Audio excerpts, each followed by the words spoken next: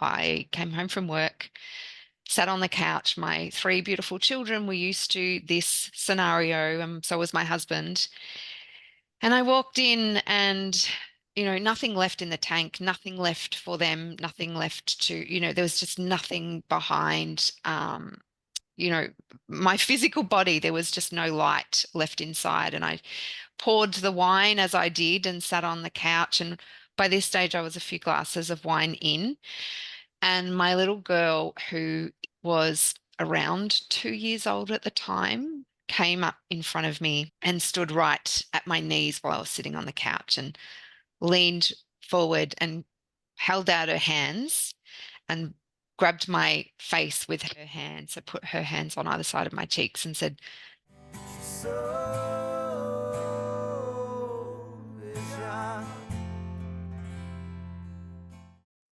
I want to welcome everybody back to Soul Inspired again. Today I have a guest with me, and I'm really excited to talk to her. Her name is Michelle Gordon. She's a life coach and she works with women and she helps them with burnout and some other things on top of it. We're going to talk all about it. But thank you so much, Michelle, for coming on the show today. "Thank you for having me. I'm excited." I break right in with the first question, and it really doesn't matter who I'm talking to. It really reflects everybody's life. And the question is, if you look at who you are now today and what you do for a living and the things you do now, if you can think about an event or a time that happened in your life, something that happened in your life that led you on the course you are now, what would that be? And does it have to do with your past? And if so, maybe you could give us a little details as to how that all started. Yeah. So let me take you back. I just got goosebumps when you asked me that question. So this was back in 2018 when I'm still a nurse of 26 years this year. And I, was working full time as a nurse in an emergency department here in Australia. And I was at my rock bottom moment. I knew that I was burnt out and I didn't know how to get the help, or I didn't get the help that I needed, even though I was asking for support and looking and trying different things. And I was coping and numbing and escaping my life through alcohol. So I was drinking heavily every night. And this one particular night, I came home from work, sat on the couch. My three beautiful children were used to this scenario, and so was my husband.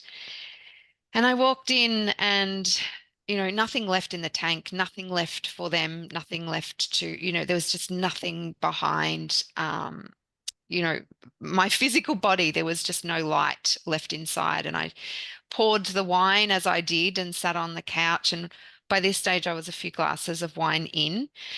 And my little girl, who was around 2 years old at the time, came up in front of me and stood right at my knees while I was sitting on the couch and leaned forward and held out her hands and grabbed my face with her hands. So put her hands on either side of my cheeks and said, "Mummy, where are you?" Oh, wow. And she was looking straight in my eyes as if, "Come back. What's going on, Mum?" And that was all she said.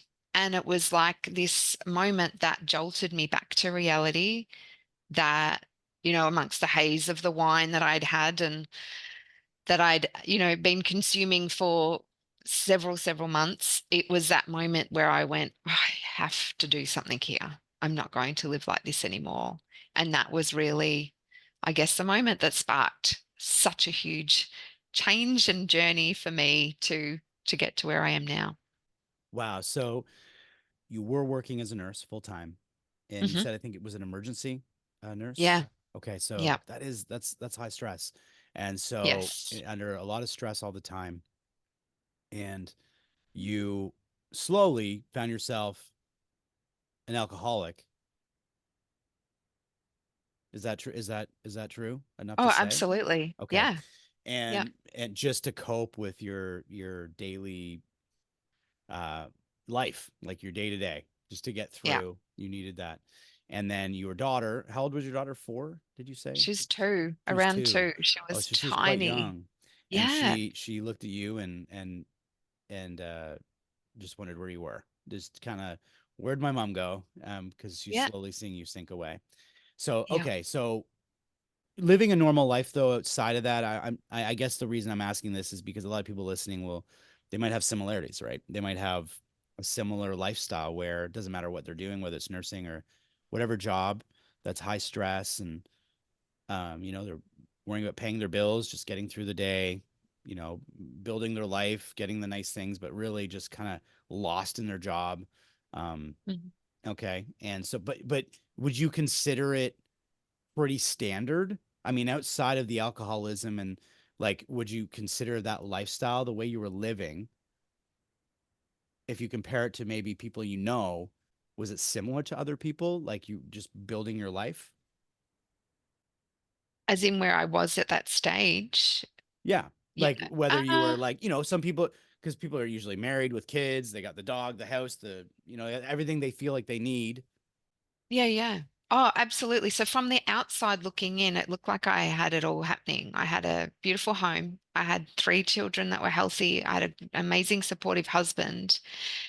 And yet, on the inside and behind closed doors, I was broken. I Mm, felt so broken. And I was showing up to work, giving my all to the patients, to my workplace, to showing up, doing extra shifts overtime, like helping these people survive, literally, you know, life and death situations in emergency department. And yet I thought so deep inside that if only they knew how broken I really was. And I actually stood there one day thinking, I actually need that bed more than you because I'm in survival mode myself right now. well, And this was kind of the conflict that I was in because I knew that I was holding this image that I was great and okay, and yet I really wasn't. so I'm excited to see what you're doing now. But before I ask a little bit of that, if you were to help some people listening, right? Because there might be people in the same kind of situation. It might be a little bit similar. What did you do next? What was the next step that you took? So when you realized something wasn't right and you realized you were in that mode of burnout and kind of going down that road, how bad did it get? And what did you do to get Mm. out of it? Would you mind sharing that? Yeah. So that moment with my little girl, shortly a few weeks after that, I had another situation where I woke up one morning on the floor. There was smashed wine bottles around me. I had literally passed out, so I drank that much. My husband was away for work. My children were asleep, and that was kind of, I guess, my real rock bottom moment where I went, I'm not doing this anymore and I can't do this. And there was so many little signs saying, Michelle, you need to change, you need to change. And as I sort of reflected back, there had been lots of little signs that I now call the feathers that were, showing me that this was not sustainable. Like I couldn't keep going. And if I was, I actually woke up that morning thinking that I was so close to losing my life, through Mhm. alcoholism. So that was that as as bad as it got. And I knew then, right, I'm going to make a change. And the very first thing I did was actually own the situation that I was in and just fully acknowledge it and accept it because I felt like what I realized was that I had been resisting it for so long and pretending that I was okay and trying to pretend my way through it. Mhm. And it was a real moment where I had to just fully accept that, hey, this is, you're an alcoholic. Your health is deteriorating rapidly, which it was. Uh, and that your marriage is likely to be on the line here, and your children, and that was one of the big factors, is your children are watching you. Like they're watching this as a normal part of life, and it wasn't normal. And that's when I went, whoa, that acknowledgement and acceptance part was probably the first thing that I did, and it was one of the hardest steps that I took. Yeah. Yeah, I would think that that is the part of it around it where there'd be a lot of fear because as much as you're falling apart, that was your norm. Like that was your Mm. life. Every day, that's what you got used to. So to acknowledge it, that there's something Oh, wrong, yeah. there's I would like if I put myself in that situation, I would see fear in that because the questions that would come up in my mind is what am I doing? Why is this happening to me? Yeah. What needs to be changed? And then there's fear around change because you've built up this life, who you are, your identity, Yeah. right? Mm, So I mm, would feel like there's a lot of fear and resistance of change coming up yeah. in you. And so you have to really acknowledge it, but then you have to really get that drive. Did you have at any time to think about the reasons why change was needed? Like, did you, because you mentioned like your marriage, your kids. So were those the driving forces? Is it good in those Yeah. situations to really think and feel through those? Like, why do Yeah. I need these changes to happen? Oh, absolutely. And my health was deteriorating. I was seeing surgeons and all sorts of having gastroscopes because I had severe gastrointestinal pain from all of the alcohol. I was My nervous system was so dysregulated. I was functioning on adrenaline and Mhm. living on caffeine and then, drinking at night to try and come down. And yeah, my health was a driving factor, my marriage was a driving factor, and then lastly, it was my children because it was kind of that moment where I realized my two boys who were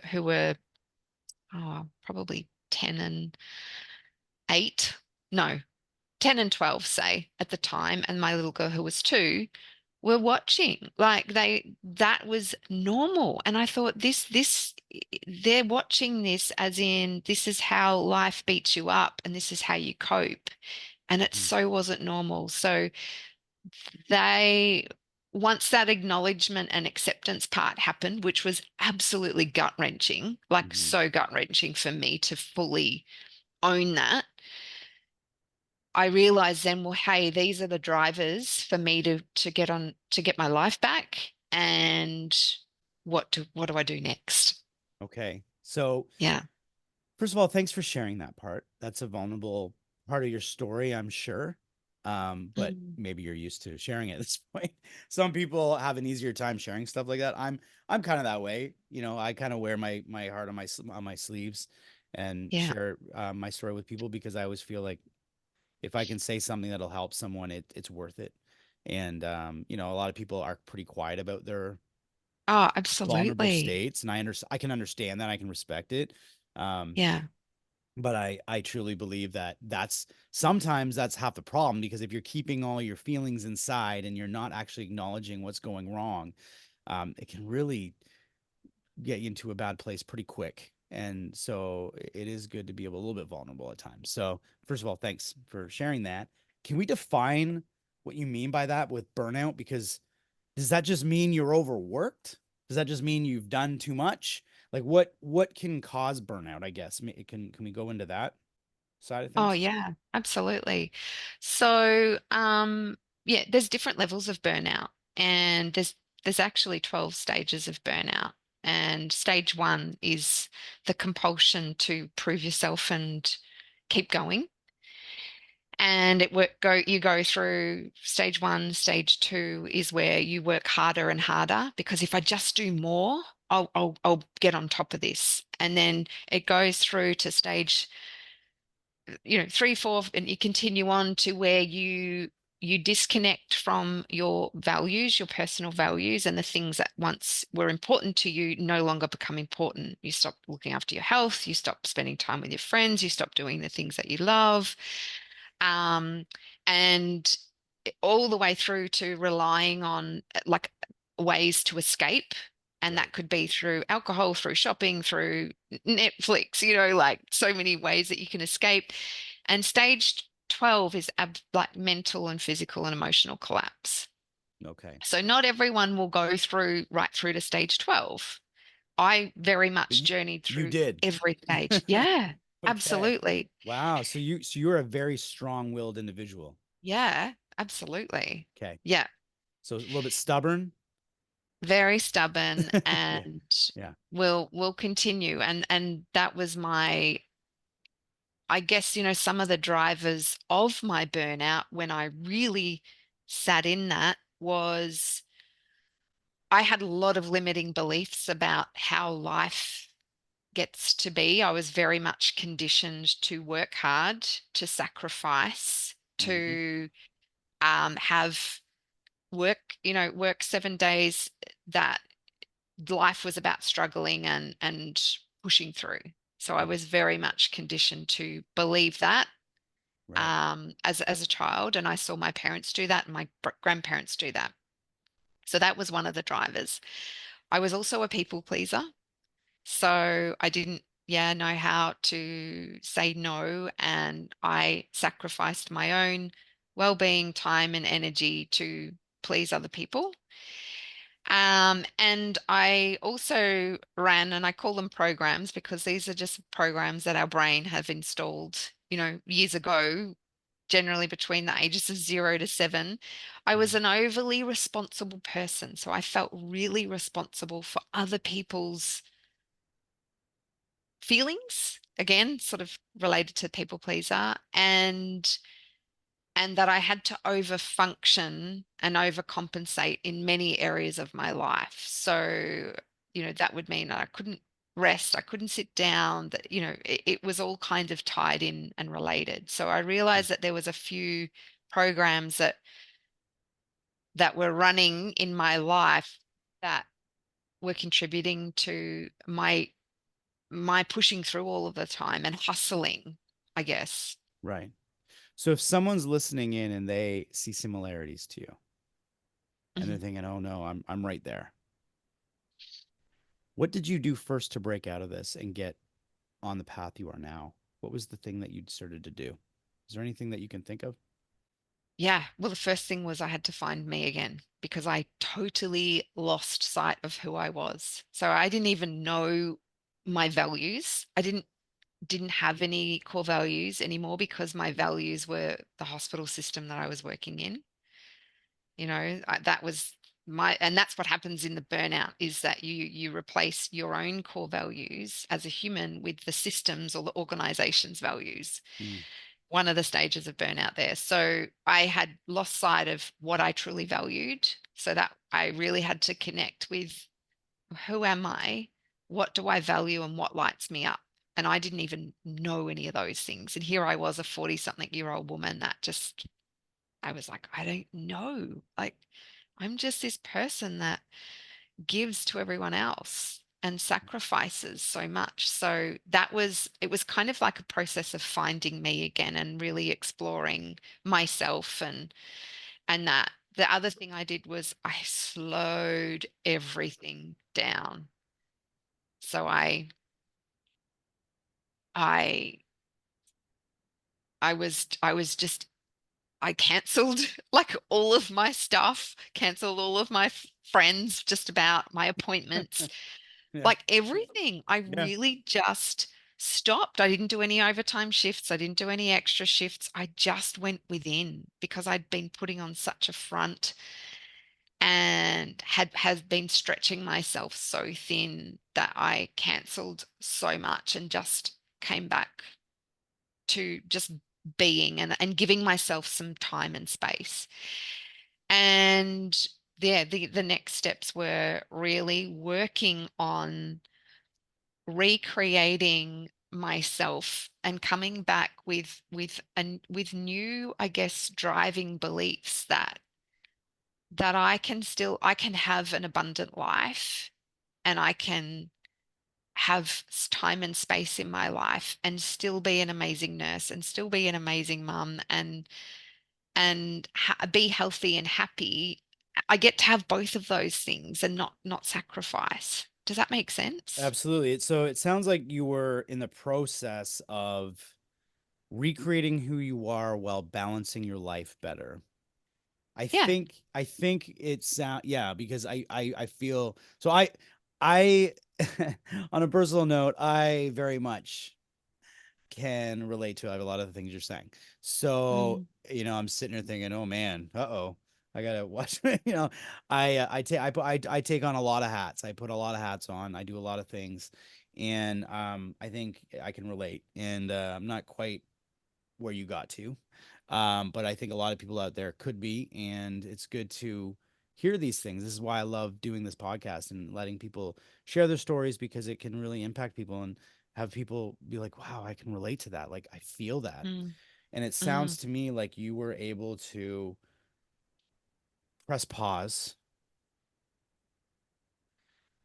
and say, okay, what do I need? What do I need to fill my cup with? See, I've always had this feeling like a lot of people pleasers, we try to fill everyone else's cups up and we're not filling up our own. And it's mm-hmm, really hard to fill up their other people's cups when your cup is empty. So if you're not filling up the joy in your life, how are you supposed to give joy to other people? And that I can completely understand, and it's something that I continue to work on. mm, And I can, but the way that you said it about find me again, I love that you slowed down, you were creating yourself. And I think again, if I were to sum it up, it's like finding balance. So let's say you are someone who is working overtime nonstop, emergency nurse, go go go. It could be any other career, it could be firefighter, it could be any of these other careers, any career you can overdo, any job, anything you're doing in life. I think some people will find it that they actually aren't in the right field. They're not doing the right thing they want to do. That's mm, one thing that can happen. But if you are in the mm. right thing and you're overdoing it, were you able to step back and say, "Hey, I can take on less and still create the life I want, and do the things I want." Like, is that what you're saying you did? You were able to cut back, calm down.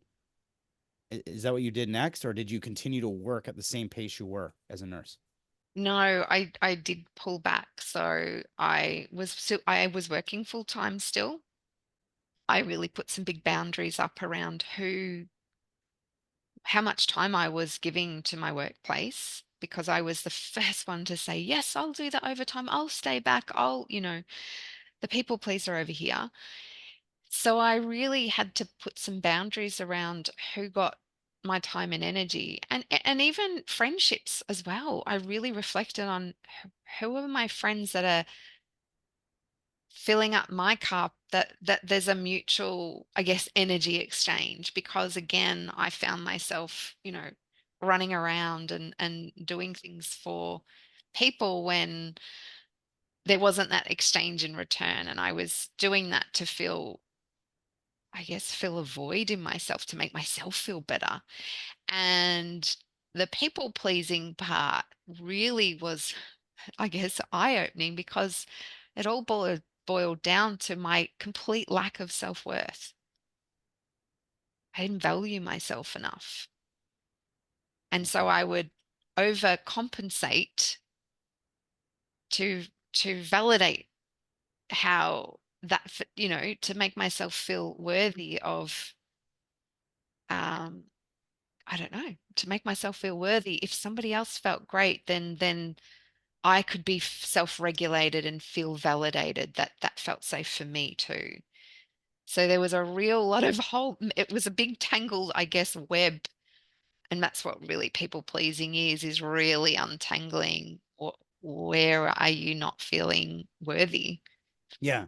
It's interesting that you said it exactly as I was writing. I was writing down a question I was going to ask you. And Yeah. it actually was well, not exactly what you said, but the question I was going to ask you as you were saying that is because you work with women, because you work with people on a coaching basis, right? With other Yeah. nurses, is it only nurses you work with, or do you work with women of all No, I've different careers women of and all different careers now. And my okay. initially it started with nurses who resonate, but I've worked with teachers and business owners and Yeah. yeah, just women from all different backgrounds. Yeah. So yeah, because the question I was going to ask is, while working with these people, do you find sometimes that people aren't following their own pursuit of happiness, their own purpose, or is it usually just like a self-worth? I literally put self-worth type thing.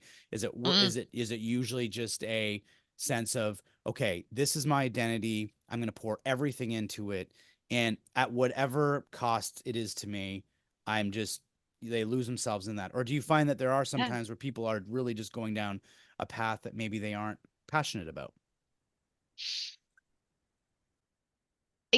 Mostly what I see are common factors is that there's a deep self-worth and self-trust con playing out, lack of Mm, playing out, which stems back from years and years and years of conditioning. And it's an unconscious thing. Like I didn't realize that I didn't value myself. I didn't know that. However, and this is all like compounding indirect I guess, conversations or things that I'd have had absorbed over time that I believed to be true about myself that just weren't true. mm, And so I had really, I guess, the overcompensating and the over responsibility was really trying to continue to validate myself. And so I kept pushing through, and that's what, that underlying core issue will directly lead you to burnout because the first stage of burnout is I'll just push through and work harder. mm, So if you've got that driving unconscious belief that you're not worthy or valuable, mm-hmm. you'll forever try and continue to push through and validate through working harder and overcompensating. So that was a big one. People pleasing was the other one. Um, and I can't remember the last thing that you just said. What was that? Just, I mean, I was really just Oh, the asking about, self-worth. yeah, I was Yeah. talking about self-worth, and I was also wondering if people found uh that maybe they were wanting to go down a different path or different, a different purpose in life, that type of And thing. yes, that's the other thing I was going to say is there's often what I see is a complete values mismatch. So people, a lot of the women like who I work with don't have lost themselves, lost sight of who they really are at the core and what they value, and they find themselves working in a situation, a circumstance or company or organization that actually doesn't align with who they really are. And unconsciously, they don't understand it. It just doesn't feel right, but it should be right because it's a great job and it's secure and it could be a government job that pays really well, like that I had. However, there's something off, and staying in that and continuing to just uh, push through and weather through it without really knowing your own core values, there's the misalignment. Right. Okay. I can understand that. So, I mean, I think what I got out of what you said is that whether it's someone who's working in a job and they've overdone it, they're just go, go, go, they're pushing so hard in their job, or it's someone who might be in a job that they no longer like and they want to do something different. In both of those circumstances, your self-worth is really important, and trusting in Oh, yeah. yourself that the decisions you're going to make, because there's a lot of fear. There's a lot of fear around changing your career, a lot of fear around changing your jobs because it's Mm. secure, it's paying for your house, it's all these things. So, but again, I would assume the more self-worth you have, knowing And that self-trust. knowing that Yeah. trusting that, no, I'm a commodity, I'm a sought after person, I can do this for myself, I can. So if you build that confidence around it, I would think that could really change your life in respect to changing careers, but also if you love what you do already, res- building respect and finding the balance you need in the current job or career you're in. And Yeah. so I think in both cases, I love what you said about that. But I do want to ask you, I want to dig even deeper with that because I was going to ask, and I don't know if you'll know the answer to this. You might, and hopefully you will, is if you can think of like a couple, two or three things that people can do to help with their self-worth, the things that you did. Like what can someone do if they know this or they figure out, you know what? Yeah, I'm not respecting myself. Is there anything that you can think of off the top of your head that you did or that could help somebody? Yeah. So really, I think getting to know what you stand for and what you truly value in life. What are those words that have great meaning to you, and how the next step is so identifying what they are. And the second thing is, how are you actually honoring those things? Mm. Because if you're wandering around in life or in a job and you don't know your core values, you have no compass, inner compass that guides you, to know what's right and wrong. You'll feel frustrated and you'll feel anxious and you'll feel upset, but you won't really know, well, what's happening here? Why do I feel like this? Why do I feel like I'm on the hamster wheel? So when you have values and those core words that you will like that you like to live by, that's the first thing. And the second thing is then how are you actually honoring those? How are you living by those in your life? And the third thing is, what are your personal standards? Like Mm. what what are the things that you do each day for just to keep you on track, to keep you, in alignment with those values and your goals? And are you sticking to your word? Like, Yeah, that's a big one. That is a yeah, huge one. That third one there, that are you sticking to it? Because we can have these moments of clarity and say, no, I'm done with this. yeah, This is what I'm gonna do. But then we fall into that trap and we go, yeah, oh, well, yeah, but it didn't work before. And so I'm going to do this. Or, well, I don't know. I'm not like you think of someone who 100%. could even love what they do, but they're barely scraping by and they aren't valuing their worth and they're not asking people to pay more for something they offer. Or, like, I'm just using different examples, but those are perfect examples because instead you say, oh, no, no. Okay, like I can't charge more to people for what I do because of this, and this. Well, you just took your worth and you turned it down. You put down, right. Like there's a reasonability factor. Of course, like Mm, we'd all like to mm. think, well, I'm worth $10 million an hour. Well, that's ridiculous. But there's like we know what our worth is, and if we're not in alignment with that, I'm assuming that can give us that same feeling of maybe it's like resentment Oh, of absolutely. like I can just feel all those feelings that we feel when we don't But value ourselves, right? it happens at the unconscious level. So if you're not sticking to your word and honoring these things and really valuing yourself, like for example, you say you value health. I want to get my health back on track. I'm, overweight, or I'm drinking too much, or I'm not nourishing my body with food, the healthy food. And yet you come home from work and you, like me, go to the fridge, pour the wine, sit down, grab a packet of biscuits. Like, that is telling your unconscious mind that you are not valuable, that you are not worthy, and that you can't trust yourself because you're not Mhm. following through. So the more you follow through, I love that. I have not had anybody explain it the way you just did. The more you follow through with the changes that Yeah. your unconscious almost listens to you. It sees the changes you're making and that becomes habit and your unconscious kind of comes together with you because you're not making those poor decisions. Right. I like that. I've never really had anyone explain it that way.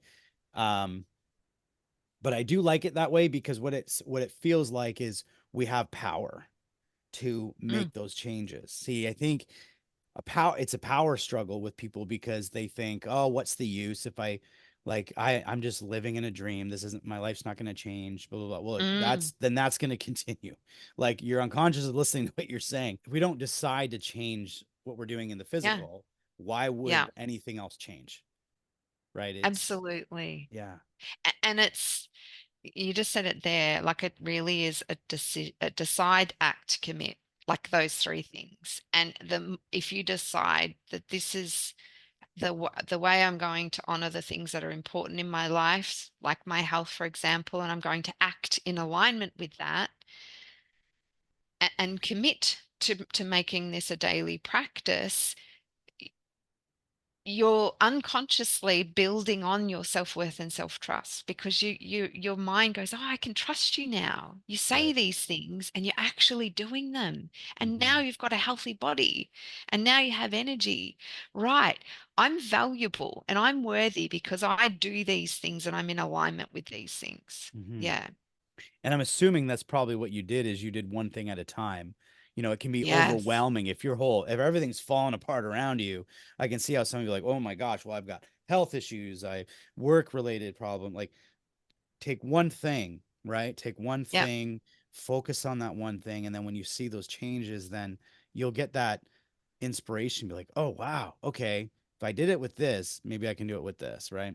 So Yeah. that's what I'm getting from. I feel like that's what you did. I mean, I did read that you do Reiki as well, like on the side. It's kind of like is it like kind of like a passion thing you do, like on the side Yeah. kind of thing? Yeah. And was Yeah. that So I just in the really, healing process, or what? Where did you learn that? yeah. Yep. So I really did pick one thing. And the first thing that I chose to really focus on was my health. Mhm. And then I got that back on track. And then I was like, oh, mindset work. This is really interesting stuff. How do I look at create a really abundant growth mindset? So I dived all into my mindset. And then I looked at what are some of the, I guess, unconscious drivers of burnout that we talked about earlier that have been governing my life to date? How do I eliminate those? So I really did do a step-by-step process. And then I looked at things like Reiki and energetics and meditation and all of these beautiful practices just to help, with energetic practices, I guess. So that was another kind of journey that I took myself on. And it's just organically evolved and happened for me, with really starting at those core, um you know I guess, core drivers and my core desires. Well, what is it that I want? What is it that I really truly desire to have in my life? And yeah, I moved forward and it was one step at a time. Do you do those things sometimes, like meditation, or do you practice any of these? Yeah. Yeah, you do. Yeah. And I yeah.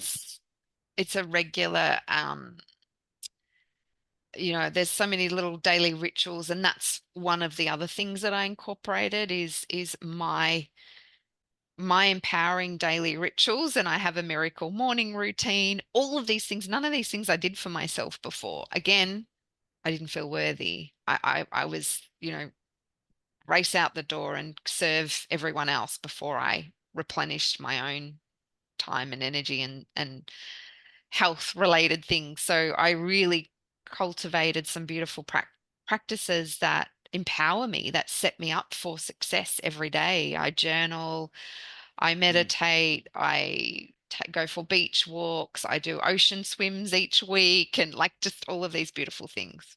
I just read recently about because I believe a lot in it's something called TMS, which is it's the mind body connection where our bodies can create pains and all kinds of things based on stress and these types of things. And there was this idea of doing journaling, but not a journal that you ever want to read again. It's the idea of journaling and throwing Mm. it away, like Yeah. spending 20 minutes writing out your feelings and then deleting it or throwing it out. Or Yeah. and you think, well, why would I do that? I just poured all my heart and soul in that. But that's the point, is you're letting it out, you're letting it Release. go. And Yeah. it's something that I've just started doing myself, starting to just really think about doing more and more, because I think it's beneficial, because we don't do that, right? I mean, if we walked around and self-talked all the time, we might get some funny looks, right? So this is a chance for you to say what's on your mind, Hmm. and in a private way, and to let go of those feelings. So it's great to know that you're doing these dailies. Did you learn this from someone as you were healing, or are these things you just adapted? Because I know that you now coach, and I'm assuming you help people through this process. Yeah. And I'm just wondering if you had someone that was coaching you, or if you just kind of adapted to this. I have worked with several coaches in this journey that I had. And now I just know the absolute power of coaching. And I think I've taken most of what I now, embrace and incorporate on a daily basis in my life from coaches that I've really resonated with. And I've just kind of pulled out what works for me. What are the practices that really keep me regulated emotionally, mentally, physically? Like, what are some of those tools? And a big thing that I do now and that I teach is the power of setting intentions, like really starting your day with feeling empowered and setting the intention. And you just spoke about then, Joe, about letting go. Like that's an intention of writing something down to with the intention to release and let go. So that's why that is so powerful because you that in the energy behind your intention is is huge. So I Yeah. now teach all of my clients to wake up with it each day and set their intentions and to move through that day based, in alignment with that intention. I love that. And again, that journaling idea I just came across less than a Mm, week ago.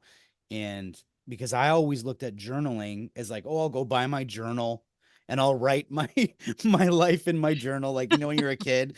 Or I thought, oh, I'll download an app. I started looking up apps. And as I'm watching the video on this woman who's talking about how she healed some like mm, issues, some health related issues and pain and back pain of yeah, years and years of back pain. And she's talking about how she did it. And I'm looking up apps. I'm downloading different apps. And she said, now here's the key. After you've written, let it go, delete it, erase it. go, I'm like, yeah, well, what's the point of the app? I'm not going to get an app if I can just write that. I can just write that in a document and delete it. So I thought, okay, well, I don't need an app for that. And I thought, yeah, wow, what an interesting concept to write with the intent. I mean, I'm a songwriter, so when I write a song, like that stuff's keeping. Like I'm putting that into a yeah, song. But this gives the ability of this gives everyone out there the ability to write your feelings. You can say whatever you want. It can be the nastiest thing that no one yeah, ever has to see, to let out those yeah, feelings, to let your what's going on inside of you, and then to hit delete. It's like, yeah. okay, it's out there, but it's gone. It's And so powerful. yeah, And it's something that I do with the women that I work with, and a lot of stuff comes up from, whether it's, trauma related or something that they've seen along their journey as a nurse or as they were yeah, growing up. There's been so many big things come up. And what that is it's an unreconciled tab that's still open in the mind and body that's mhm, creating conflict or a wound, like, as that's still open and raw. And when you can decide, like, to set the intention to let go or heal that wound or that side of you, it's reconciling that part and closing down that tab. It's right. so powerful. Yeah. Here's a kind of a personal question, quickly for you. You're obviously human still. You're coaching people. You're doing your work. You're still a nurse. All these things, and you're coaching individuals, but you're still human. Hmm. What do you do? Because I know as a coach myself, I coach people in music and in other things, and I know I'm human. I know I'm human, and I would ask you, you know, I would think maybe you're a little further along because of the things you went through and the obstacles you had to go through, and these. It sounds like you've set up daily, like your daily intentions and things like that. When you find you go off track, what's the first thing you do? What do you do when you recognize something? You're like, okay, hey, I'm preaching this, but something I'm off. Like, do you ever have those moments? And if so, what is the first thing you do? Maybe you don't. Maybe you're perfect. Maybe you're perfect and I'm wrong. But if you're not, No. what do you do? Yeah. No one is perfect, and I don't believe in perfection. So, Right. um, absolutely, I go off track. I'm a human, just like you said it. I have human experiences, and And it's a constant self check-in. It really is. And like I'm five, well, how many years am I on now? So 2018 was when I, really started this journey. And every couple of years, I really find I've gotten, oh, where am I at now? Am I still in alignment with, and I talk about alignment a lot. Am I in alignment with my values and with what's important to me, with who I'm here to be, with all of these things? And I have to do that check in. And when things feel off, and I know when I'm out of alignment because I get frustrated, the symptoms start showing like frustration. I get irritable. My energy starts to, I have low energy levels. They're like my little warning signs. And I think, right, okay, what do I need to do? What's off here? And journaling really helps me with that process and identifying what's happening. And I've just had a moment recently where I've realized that I've taken on a lot of coaching clients, and that doesn't feel great for me at the moment. And I'm like, whoa, I've taken on so much again. And energetically, it's I'm feeling all the feels. I'm feeling, a little tired. I'm feeling like, I have to keep up this level. And I've actually wrote in my journal this morning what moving forward, what I will be taking on, what I will be doing in terms of my business and what that will look like. Mm, And that was just so empowering because I'm like, right, next quarter, here we are. This is what wow. my life's going to look like and my business. I love that. Yeah. It sounds like you reflect and come back around and Yeah. reassess things. That's what Yeah. I'm getting. Like you're just okay. And so the way that you describe that, um, two more questions before we're done today, but kind of relates to what you just said. Kind of relates to what you just said. It's a simple question, and the question is, do you could think about the people that you work with, or just in general, your own personal thoughts, personal opinion on this. Do you think that how important, I'm trying to see how to phrase this, how important do you feel growth and purpose is in keeping people in alignment with, you know, let me see how I can say this, because you deal with people that are going through burnout, okay? Yeah. See, that word burnout to me can mean so many things, because burnout to me can also be confusion. Like I'm so overwhelmed, or being overwhelmed. Hmm. And I think we can be overwhelmed sometimes, not just because we're so busy, but we're overwhelmed with our own minds as to what we're supposed to be doing. And so Hmm. I guess the question is, do you believe purpose and growth, constant growth in ourselves is important in our mental health and all those things? Oh, absolutely. Like, burnout is essentially a chronic state of misalignment in, Mm, the way that your energy, your energy input and output in terms of who you're surrounding yourself with, in terms of the compensation that you're getting, a recognition that you're getting at work, in terms of workload that you're taking on, in terms of your values. Are you in alignment with values? This is usually about seven factors of that can be one or more misaligned. So it's a constant when you are growing and evolving and knowing yourself at a deeper level, you have the capacity to really zoom out and look at things hmm. and really see what's happening. When you're not without that self-awareness, you're Right. stuck in it. Okay. Yeah. That's what I was trying to, the way you said that is perfect, because on a personal level, and just people I've met over the years and known over the years, I find one thing that we always come back to is purpose and growth. It's feeling like they're in a you're in a you're going down a road, but you don't know where you're going. Yeah. And if you're going down this road and you don't know the next step to get to the next step. Because I personally believe that's part of why we're here, is to be this, we're growing and evolving as who we are and finding that purpose. So if, I like what you said, because you have to step back sometimes and you're looking Yeah. at that road and you're going, oh, that's not the direction I wanted to go in. Mm, But until mm. you step back, you can't see that because you're so caught In, up in that, you're yeah. just going. So I totally Yeah. get it. And then all of a sudden one day you're sitting back, like you said, with your biscuits and your wine, and you're going, oh, what just happened? What, I Yeah. can't see, I can't even see where I'm going or what I'm doing. And so that's what I was trying to see. I wanted to see how important you thought the growth and the purpose is with people. I think it's a Oh, huge piece of it, absolutely. you know. And what happened on my journey is I set that intention to get my health back. And then Hmm.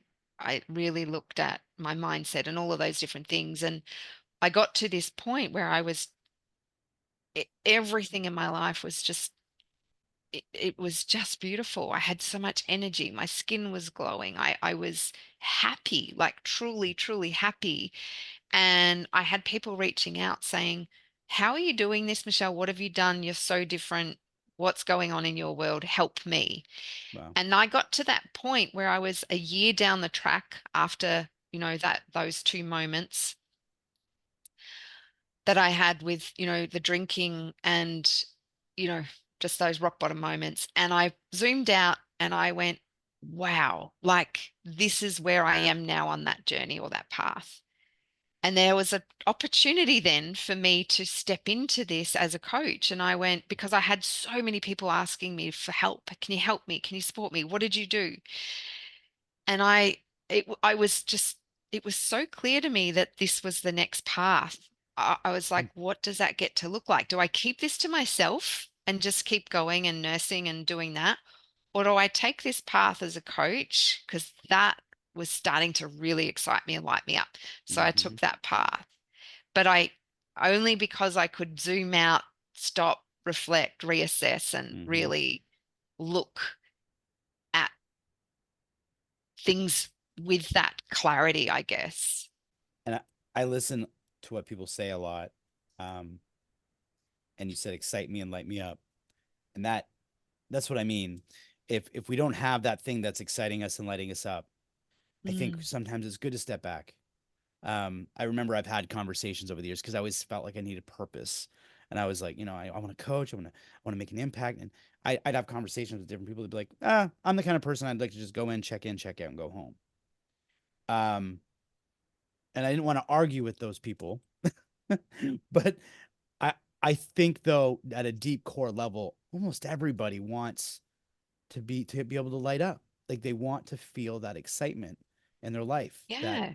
they're Yeah. driving towards something. It doesn't even have to do with your job. It could be things you're doing on the outside. It could be helping people on the outside. It could be what you're doing with your kids. It could be like there's so many different ways for that to make sense. But I just think that that's an important piece, is to find that thing that lights you up.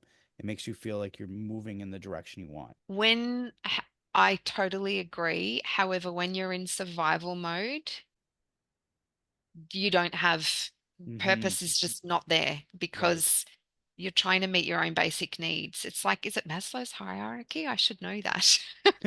Where you meet those different levels of safety and security, or food and shelter and Mhm. safety and security. And like when you're in survival mode, for someone who's in burnout, they're in somewhat a level of survival mode. So they're not even meeting their own health needs, Right. essentially. Right. So purpose isn't I got there. it. That makes Yeah, it's sense. like we're Yeah. just kind of going through the motions here. When you meet those needs and you are in alignment with those needs, then purpose becomes like the next thing that you want to really embrace and create. Right. So, yeah, so you're kind of lost in it. You can't see that that's even an important value. That Yeah, it's not really that important. I'm just trying to get by. Um, absolutely. I'm just trying to right. get through the day. Yeah. Yeah. But like you said in the very beginning of this conversation today, you said slow down.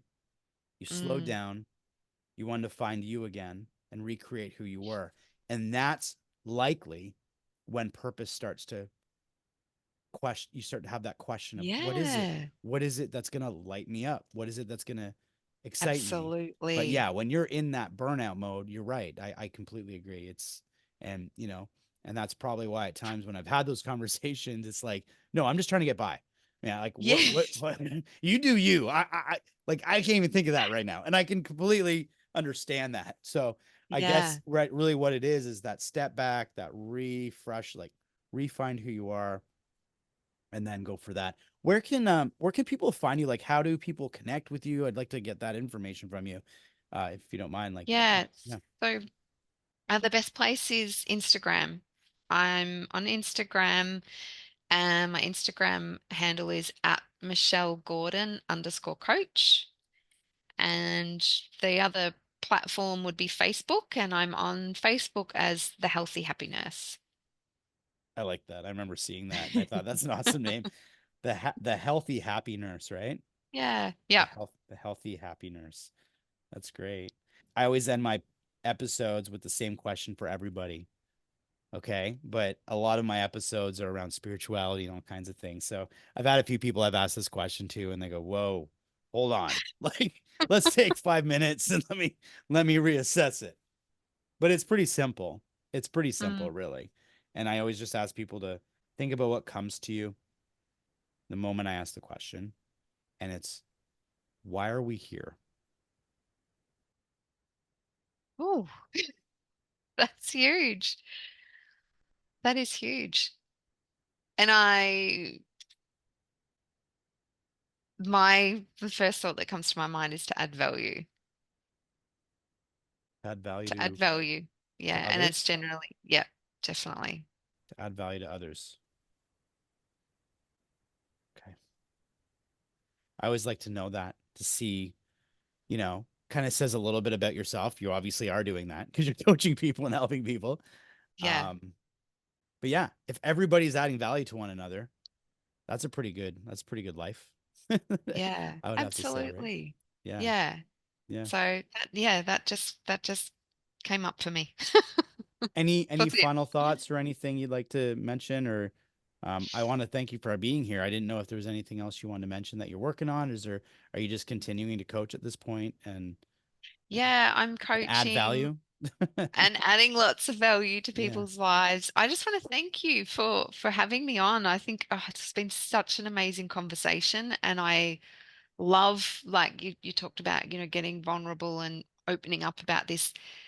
And you're right. Like, I just think, what's the point of feeling shame and the hiding this journey? And for me in particular, and I know for lots of the women that I coach, is it's such a release when you can share and really open up about and be vulnerable with what's happening. And there's so much power in that acknowledgement and acceptance and saying, this is where I am, or this is what's happening with me right now. And when you can, that it doesn't have a power over you, and you don't have to hide in guilt and shame when you do that. It's really that first step to be able to move forward and beyond and create the life that you love. So, yeah, thank you. I love that. Thanks. Thanks so much for being on. I usually let all my listeners know, please like, share, subscribe. Let's get the message out. Get these inspiring stories out to people so they can help one another. And so, but thank you, Michelle. Thanks again for coming on and sharing your story with us tonight. I really appreciate it. Well, in your Thank you. case, it's daytime, right? I said tonight, but over where you are, it's still It's daytime. It's daytime. daytime. Yes. But thank you so much. Thank you. So